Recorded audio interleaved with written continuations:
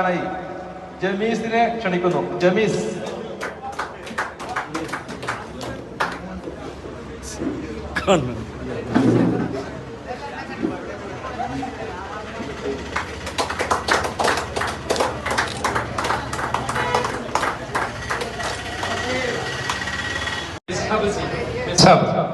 മിസ്ഹബാണ് ഹാരിസിനുള്ള ഉപഹാരം നൽകുന്നത്.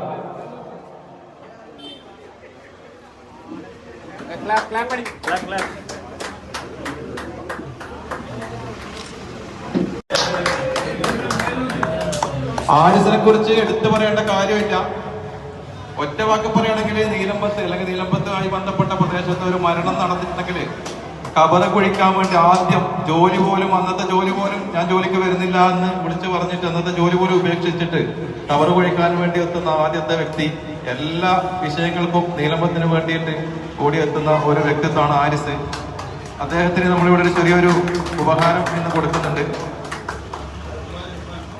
അതുപോലെ തന്നെ നീലമ്പത്തിന് വേണ്ടിയിട്ട് അഹോരാത്രം പരിശ്രമിക്കുന്ന മറ്റൊരാളാണ് ഇർഫാൻ ടി.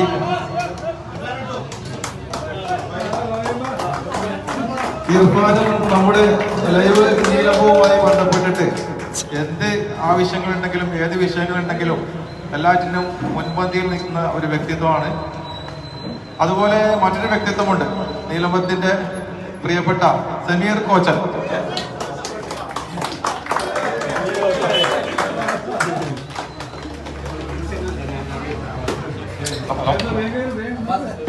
സമീർ കോച്ചനെ കുറിച്ചും ആരെയും പരിചയപ്പെടുത്തേണ്ട കാര്യമൊന്നുമില്ല. നീലമ്പത്തിന്റെ ഹൃദയമിടിപ്പ് എന്ന് വേണമെങ്കിൽ നമുക്ക് വിശേഷിപ്പിക്കാം. നീലമ്പത്തിന്റെ ഒരു പ്രധാനപ്പെട്ട നാഡി തന്നെയാണ് അദ്ദേഹം. അപ്പൊ ഈ 3 പേരെയും ഇന്ന് ഇവിടെ ഒരു സ്നേഹോപഹാരം നൽകി നമ്മളെ